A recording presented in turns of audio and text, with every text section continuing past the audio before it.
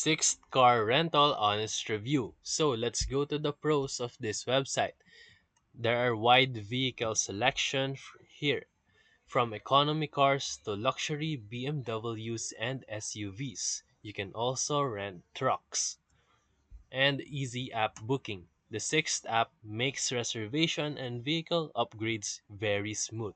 Look at this interface, right? Competitive luxury pricing. Often cheaper for premium cars compared to competitors like Hertz or Avis. And now let's go to the cons. Aggressive upselling. Some users report being pressured to buy insurance or upgrades at their counter.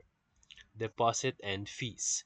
Higher security deposits compared to budget rental companies, but this is due for the security of their cars. Mixed customer service. So the user's experience vary depending on the branch of Sixt cars.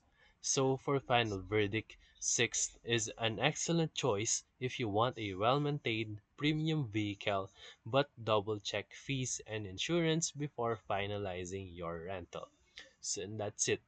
So if this video helped you, make sure to like and subscribe. Thank you for watching.